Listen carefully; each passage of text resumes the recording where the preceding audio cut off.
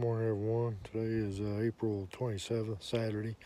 It's, I guess, ending up the second week of our spring gobbler season here in West Virginia. Um, I had two gobblers this morning. There's on the next ridge over.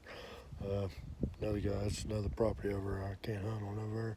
He's got a huge field up there top of the hill. One of them was recently on the edge, and one of them was down the ridge a little ways, and there's another big field down at the bottom of that ridge over there, so I'm sure he hit the ground. He didn't gobble anymore. I'm sure it's the way he went. The one this morning gobbled once or twice when he hit the ground. Next time he gobbled, he was all the way, just ridge behind me. He was all the way at the end of it. He gobbled one more time. And I do have a blind up there in that ridge up there, but I was sitting right here on the edge of this small field right behind me. And about 9 o'clock, he hammered again. At least I guess it was the same one. And he was just up the ridge from me. I mean, he was within probably 40 yards, 50 yards of me. He wasn't very far. And I called, and he didn't come down. He was either with a hen. I got two decoys here, and the reason I'm doing this little video, I'm going to show you a little tip something I do with one of my decoys. But he hammered pretty good one time, just shot gobbled. I hadn't called in probably 30 minutes. And he hammered pretty good, so I tried to call a couple times, and I never did see him, and he didn't come down. Pretty sure he couldn't see my decoy from where he was at. And I never heard from him again. I waited about 45 minutes to an hour. I snuck up on the ridge and was walking down the ridge doing some calling. I got a mineral lick down to mineral site down to the end of the ridge, camera on it, and I worked my way down there and checked it, and never did see or hear anything else. So it's about 11 o'clock now. I've got to work this afternoon, so I'm gonna go ahead and call it a day. I'm gonna get home to about 11:30 tonight. We can't hunt on Sunday, so if I can get my butt out of bed in the morning, I'm gonna come up here and sit up on the ridge up there in that other blind in the morning before church. I can hunt. It gets daylight about 6 o'clock. I can hunt till about 9, 9:15, 9:30. And that's about what time he hammered up there this morning. So I'm gonna try it again, but I just want to show you something I do, something I've done in the past that's helped me.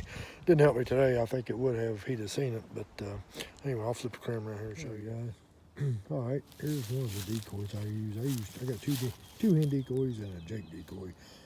Opening day, I had the jake decoy. My blind was sitting right there, and I had the jake decoy with the other hen decoy that I have sitting right there. I didn't have this one because I waited till the last minute Sunday evening to look for her, and I could not find her. I thought she was in my vest, but she wasn't. But what this is, it's an inflatable, very cheap inflatable decoy. Looks pretty real though. I got this thing at Walmart years and years ago when I first got into turkey hunting. Pretty tight budget, and decoys can be expensive. And if you can tell, she's moving a little bit because the wind's blowing. And I took some video in the blind. The blind's right there. That turkey was right up there when he hammered this morning. And right up there's the field on the other property. I think that's where he come from, probably where he went back to. Anyway, you can tell she does move a little bit.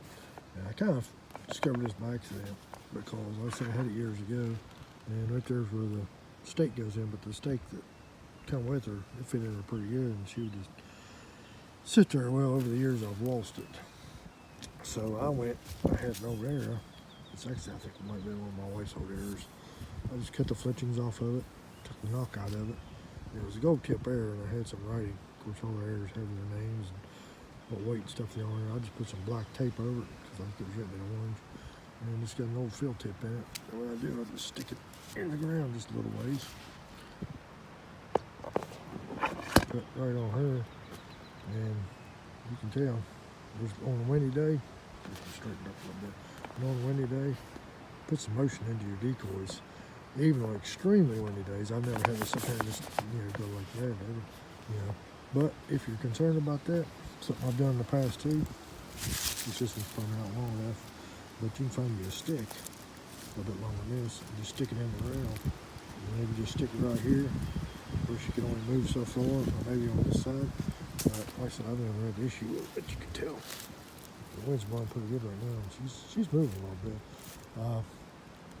This trick right here helped me take my biggest gobbler. Actually, I was right up on that ridge right up there.